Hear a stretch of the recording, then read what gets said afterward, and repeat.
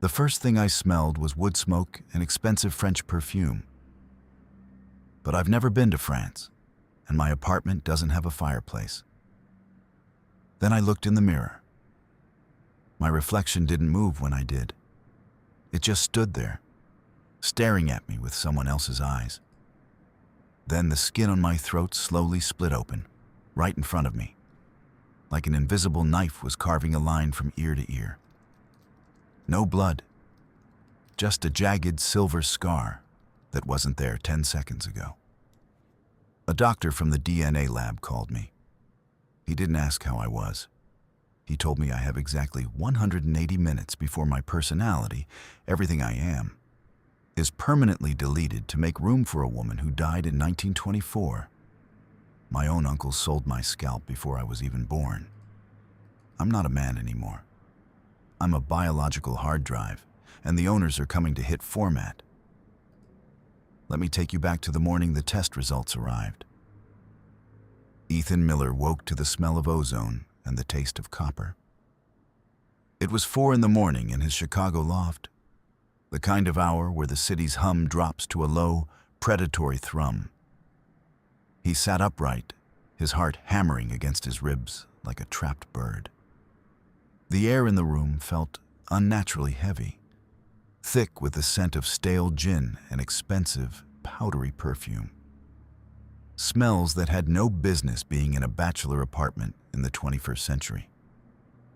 He reached up to rub the back of his neck, a nervous habit that usually calmed the static in his brain, but his hand stopped short. His fingers brushed against something wet and hot. He lunged for the bedside lamp, the click of the switch sounding like a gunshot in the silence. In the mirror, across from the bed, Ethan saw it. A jagged, fresh laceration tracing the curve of his throat. It wasn't deep enough to spray, but it was angry and red, weeping a thin trail of blood onto his collarbone. It looked exactly like a wound from a silk garrote. As he stared, the room began to tilt. The sleek, minimalist furniture blurred, replaced for a heartbeat by the flickering image of a mahogany-paneled parlor and the sound of a gramophone scratching out a tinny jazz melody. He felt a phantom weight around his neck, a pressure that made his lungs seize. Then, as quickly as it had come, the vision snapped back to reality. His phone buzzed on the nightstand, the vibration rattling against the wood. It was a restricted number. Ethan. The voice on the other end was thin and brittle, vibrating with a frantic energy. It was Dr. Eris Thorne from Heritage Link. Ethan, thank God you picked up. I've been running the secondary checks on your DNA submission. The fun little ancestry kit you sent in? We have a problem. A massive, impossible problem. Ethan gripped the brass skeleton key in his pocket, tapping it 3 times against his thigh. Clink, clink, clink. Thorne? It's 4 a.m. What are you talking about? The markers, Ethan. Your genetic profile. It's not just a match for the Vance lineage. It's an identical sequence. Every protein, every junk data strand. It's a perfect mirror of Eleanor Vance. She died in 1924, Ethan. This shouldn't be biologically possible. You're a living carbon copy of a ghost. Thorne's breath hitched. Listen to me very carefully. You need to get to the coordinates I'm sending you. Now. If you don't, the bleed-throughs, the memories, the physical symptoms, they won't just be flashes anymore. They'll be the only thing left. Ethan tried to respond, but his tongue felt heavy, coated in the metallic tang of the past. He looked back at the mirror. For a split second, his own blue eyes shifted to a piercing, dark violet, the color of a storm over a century-old horizon. The silence that followed Thorne's call was broken by a sound that didn't belong to Ethan. It was a low, melodic hum, a tune from a Broadway show that had closed before his grandfather was born. The sound didn't come from the hallway or the street. It vibrated from deep within Ethan's own chest. He turned toward the bed, where Chloe was stirring. She sat up, squinting against the harsh light of the lamp, her hair a messy halo. "Ethan? What's going on? Who was on the phone?" Ethan opened his mouth to explain about Thorne, about the DNA, about the burning line on his throat. But the words that came out weren't his. They were pitched higher, refined, dripping with a terrifying, old-world sophistication. "The champagne is quite flat, darling," Ethan, or the thing inside him, whispered. "And I told the help specifically. No lilies in the foyer. They remind me of funerals." Chloe's face drained of color. She scrambled backward, her back hitting the headboard. "Ethan, stop it. That's not funny." 17, 18, 19. Ethan continued, his voice cracking as he began to count invisible stairs. He stood up, his movements fluid and feminine, his hands reaching out to touch a necklace that wasn't there. Chloe didn't wait. She grabbed her robe and her keys from the dresser, her eyes wide with a primal, instinctive terror. She saw the blood on his neck, heard the counting, and she knew the man she loved had been hollowed out. She bolted for the door, the sound of her frantic footsteps echoing down the hallway of the loft building. Ethan collapsed to his knees as the guest receded, leaving him gasping on the hardwood floor.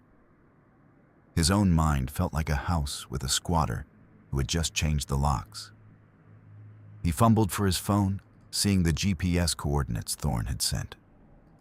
They pointed to a remote stretch of the Vermont border, a place of jagged mountains and deep shadows. He didn't have a choice. He grabbed a jacket to hide the wound on his neck, took his keys, and ran. The drive was a blur of gray asphalt and flickering headlights. Ethan pushed his SUV north, the heater blasting to fight a chill that seemed to emanate from his own marrow. Every time he closed his eyes for a second, he saw the flash of a white silk gown stained with red. By the time he reached the rural outskirts of Vermont, the sun was a bruised purple smear on the horizon. His head throbbed with a rhythmic pressure, and the air in the car smelled of scorched dust. He was low on gas, the needle hovering over the red, empty line. He pulled into a dilapidated gas station that looked like a relic of a forgotten era, except for a gleaming, high-end espresso machine sitting on the grime-streaked counter inside. It looked like a diamond in a gutter. Ethan stepped out of the car, the humid morning air clinging to his skin like a wet shroud. He was reaching for the pump handle when a black sedan pulled up, blocking his exit. Two men stepped out. They wore sharp, charcoal suits that looked too expensive for the setting, their faces set in masks of clinical indifference. "Mr. Miller," the taller one said, his voice a low, gravelly hum. "Dr. Thorne is concerned about your progress. We're here to provide a more secure transport."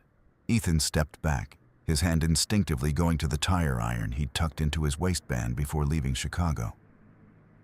"I'm driving myself. Get out of my way." The men didn't argue. They moved with a terrifying, synchronized speed. One lunged for Ethan's arms, while the other reached for a leather strap in his pocket. Ethan swung the tire iron with a desperation born of pure survival. The heavy metal bit into the tall man's shoulder with a sickening crunch. The man didn't scream.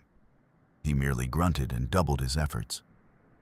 Ethan shoved the shorter man back against the sedan, the glass of the driver's side window shattering under the impact. A spark erupted from somewhere in the car's dash, and the smell of ozone filled the air again. Ethan scrambled back into his SUV, his heart thumping against his teeth. He slammed the vehicle into reverse, tires shrieking against the gravel, and tore back onto the highway. In the rearview mirror, he saw the men standing by their damaged car. One of them was holding a small piece of plastic he'd picked up from the ground. Ethan checked his own pockets.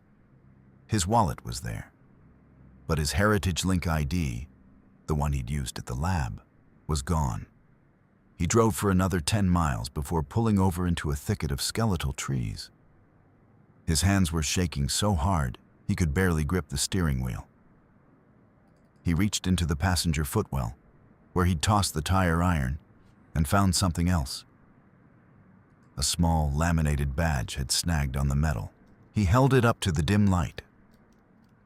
It was a security clearance for the Vance estate. Below the logo was a photo of the man he'd just hit with the tire iron. Ethan felt a cold pit open in his stomach. He recognized that face. It wasn't just a security guard. It was the helpful lab technician who had taken his blood sample 3 weeks ago. The man who had smiled and told Ethan that his results would be ready in a few days. The trap hadn't started this morning. It had been set the moment he licked the seal on that DNA envelope. The realization made the world feel thin, like paper about to tear. Ethan leaned his head against the wheel, the brass key in his pocket digging into his leg. He wasn't just a patient or a customer. He was a target. The GPS coordinates led him deeper into the mountain shadows, toward a small town that seemed to have been swallowed by the forest. He found a motel on the outskirts, the Pine Crest, a row of sterile, white-painted doors that smelled of industrial bleach. He checked in under a fake name, his voice a ragged whisper. Inside the room, the silence was worse than the noise of the road. He sat on the edge of the bed, his laptop open, trying to find a digital path into the Vance estate's private network. He was a software architect. If he could see the code, he could understand the system. But the code here was written in blood and history. His phone buzzed. A text from Thorne. The latency is increasing. You have 3 hours until the primary directory is corrupted. Find the records. The vault is in the manor basement. Ethan stood up and went to the bathroom to splash cold water on his face. He looked into the mirror, and his breath hitched. The man in the mirror wasn't splashing water. Ethan's reflection stood perfectly still, watching him with a cold, predatory curiosity. Then, the reflection reached up and adjusted a non-existent pearl necklace. It smiled, a slow expansion of thin lips that Ethan didn't command. The boy is so very tired, the reflection mouthed, the words appearing as a faint mist on the glass. Ethan scrambled back, tripping over the bath mat. His motor functions felt sluggish, as if his nerves were being flooded with heavy syrup. He could feel Eleanor counting again. 1, 2, 3. She was measuring the distance to the front of his mind. He needed to move. He needed to hack the estate's server before he lost the ability to type. He sat back at the desk, fingers flying over the keys, bypass after bypass, trying to find the kill switch for the genetic overwrite. He was close. He could see the data flood, a massive stream of encrypted files labeled VESSEL_01. The door to the motel room exploded inward. Michael Davis stepped through the splinters, humming a low, tuneless funeral dirge. He was followed by 3 men in the same charcoal suits. "Mr. Miller," Davis sighed, looking at Ethan with a weary, martyr-like expression. "You're making this very difficult for everyone. We have a schedule to keep." Ethan didn't think. He grabbed the heavy brass desk lamp and swung it at the nearest man's head. The bulb shattered, a spray of glass biting into Ethan's palm. But the weight of the base sent the attacker reeling. He dived for his laptop, but Davis was faster. A heavy boot slammed into Ethan's ribs, sending him sprawling. "Please," Davis said, his voice thick with boredom as he readied a set of zip ties. "Don't make me hurt you. It's just a job." Ethan saw the window. It was small, a narrow rectangle of glass overlooking a dark alleyway. He kicked out at Davis's knee, heard a satisfying pop, and lunged for the glass. He didn't feel the shards cutting his shoulders as he tumbled through. He only felt the rush of cold air and the hard, unforgiving impact of the pavement below. He scrambled to his feet, blood slicking his shirt, and ran into the darkness of the alley. He'd left his laptop. He'd left his car. He was alone in a town that wanted to harvest him. The alleyway was a throat of brick and shadow. Ethan leaned against a damp wall, his lungs burning, his hand throbbing where the glass had sliced deep. The tink-tink-tink of a leaking fire escape echoed off the walls, a rhythmic sound that felt like it was counting down his remaining seconds of autonomy. A black sedan glided to a halt at the end of the alley, its headlights cutting through the gloom like the eyes of a deep-sea predator. The rear door opened. "Ethan," a voice called out, a rich, soothing baritone that carried the weight of a century. "Come inside. The night is far too cold for such dramatics." Ethan froze. Standing by the car was a man with silver hair swept back with surgical precision. Julian Vance. Ethan's estranged uncle, a man he hadn't seen since he was a toddler. Julian looked exactly like the photos Ethan's mother had hidden in the attic. Still, elegant and terrifyingly composed. Ethan's first instinct was a surge of hope. This was family. This was a man who shared his blood, who might have the answers to the nightmare unfolding in his veins. Julian had always been the black sheep, the one who walked away from the family fortune. If anyone knew how to fight the Vance legacy, it was him. "Uncle Julian?" Ethan rasped, stepping toward the light. "They're trying to... I don't know what's happening to me. Thorne said my DNA is changing." Julian stepped forward, his leather loafers silent on the wet pavement. He reached out and placed a hand on Ethan's shoulder. The grip was firm, grounding. "I know, my boy. I know exactly what is happening. Aris is a fool for being so blunt, but his heart is in the right place. You're coming home. I've spent 30 years preparing for this moment. I can stop the counting, Ethan. I can make the voices go away." Julian's smile was warm, fatherly. He smelled of cedar and old paper, a comforting scent that seemed to push back the smell of bleach and ozone. Ethan felt his shoulders drop. The tension that had been coiled in his gut for 48 hours began to unspool. He wasn't alone. He had an ally. "You can fix it?" Ethan asked, his voice cracking. "I have the original records, Ethan. The source code of our bloodline. Once we get you to the manor, we can stabilize the sequence. You'll be yourself again. Better than yourself." Julian gestured to the open door of the sedan. "Get in. Let's leave these thugs behind." Ethan climbed into the plush leather interior. The air inside was climate-controlled, a perfect 72 degrees. He leaned back into the seat, closing his eyes. The crisis was over. He was safe. "Thank you," Ethan whispered. He felt a sharp prick in his neck. Ethan's eyes snapped open. Julian was sitting next to him, his expression unchanged, but in his hand was a small silver syringe. "Don't be alarmed, Ethan," Julian said, his voice still smooth as velvet. "It's a sedative, to help with the transition. You see, the problem isn't that your DNA is changing. The problem is that you're resisting the change." Ethan tried to reach for the door handle, but his arm felt like it was made of lead. The world began to tilt, the interior of the car spinning into a vortex of dark leather and silver hair. "You were so easy to find," Julian whispered, leaning closer. "We didn't find you, Ethan. We built you. Your mother didn't run away to save you. She ran away because she was the first successful incubator. You are the hard drive we've been waiting for. And now, the master of the house is ready to move back in. The last thing Ethan heard before the darkness took him was the sound of Julian meticulously picking a red lint fleck off his sleeve with a pair of silver tweezers.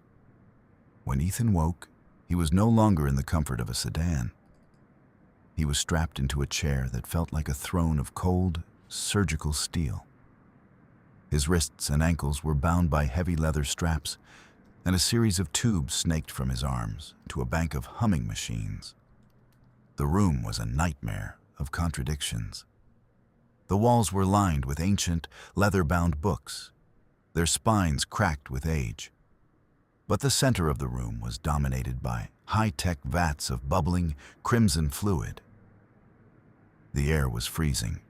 The temperature kept at a constant 55 degrees to preserve the biological samples. Julian Vance stood over him, his silver hair gleaming under the harsh fluorescent lights. The lunar eclipse begins in 20 minutes, Ethan. The celestial alignment provides the necessary resonance for the transfer. It's a beautiful marriage of the old ways and the new. You're insane, Ethan croaked. His hand throbbed, a deep, rhythmic ache. He realized his thumb was resting against a loose wire on the arm of the chair. He didn't move his head. He began to work the wire, his fingers numb but steady. He was a software architect.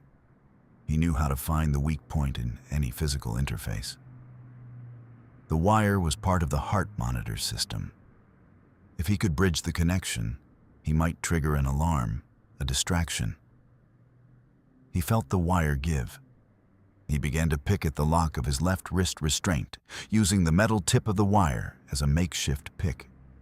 Click, 1 notch, click, 2. Julian turned, his eyes narrowing. He didn't look at Ethan's face.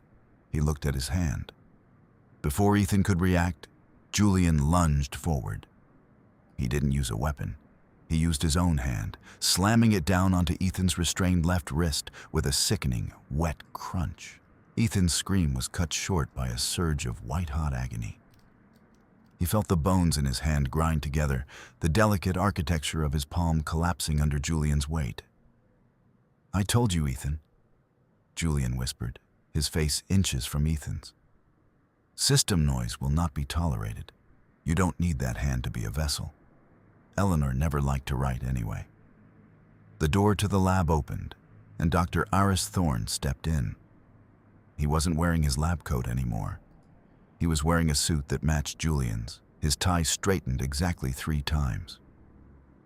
"The Heritage Link trap worked perfectly, Father," Thorne asked, his voice rising at the end in that perpetual, uncertain query. "Indeed, Christopher," Julian said, not looking back.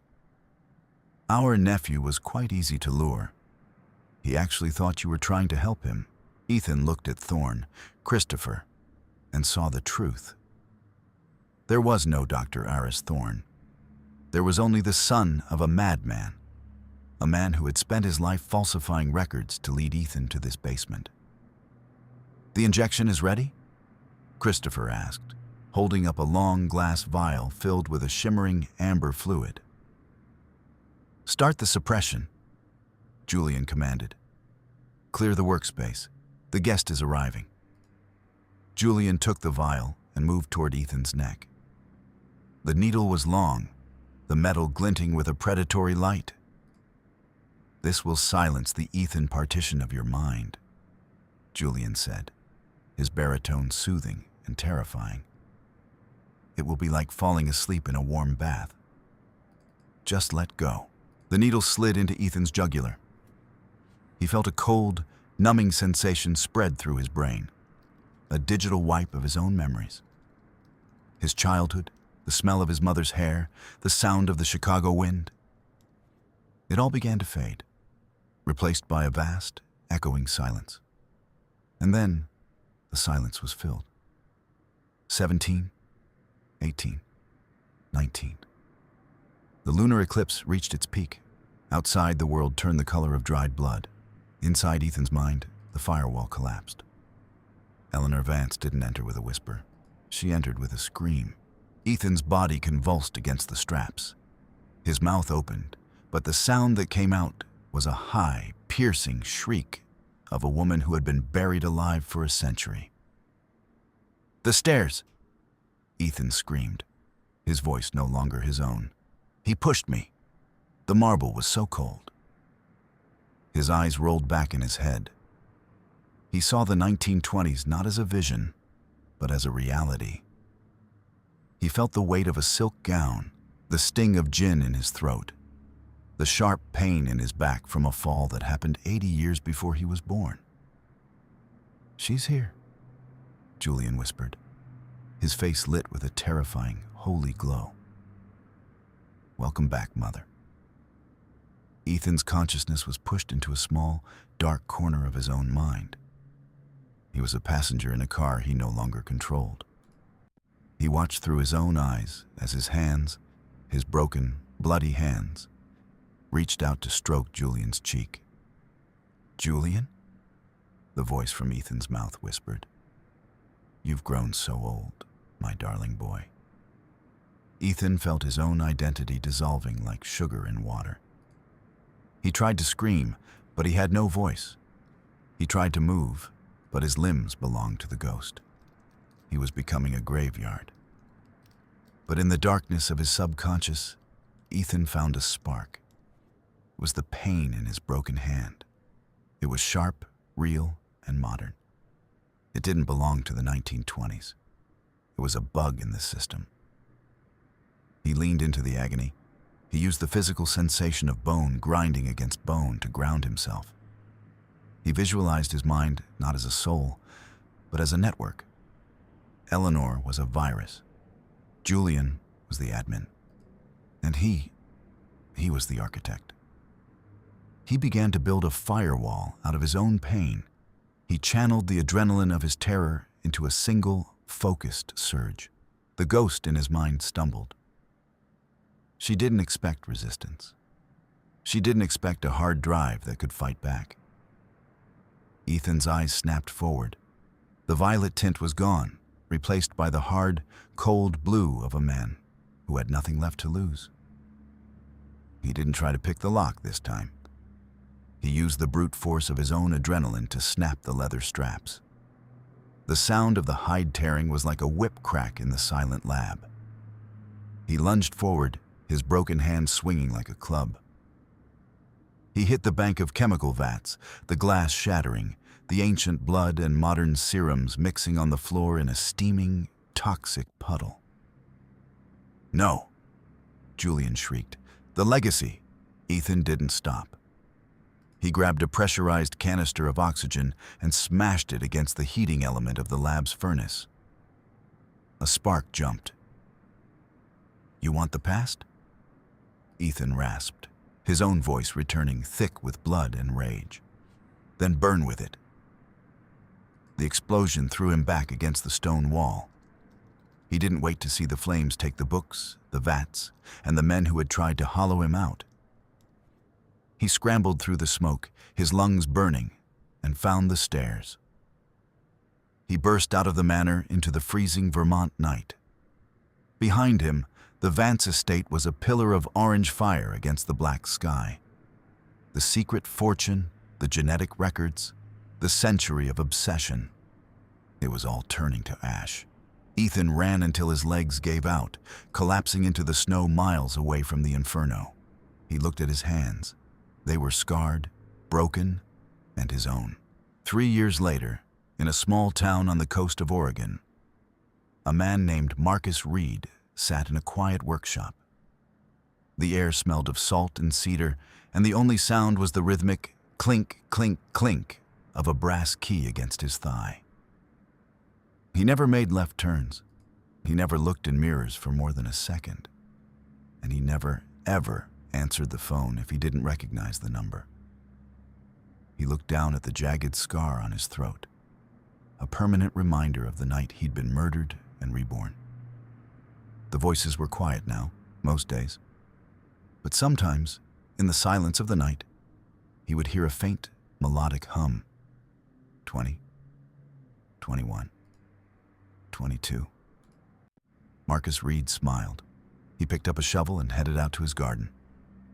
He was a walking graveyard, it was true. But he was the one who decided where the bodies were buried.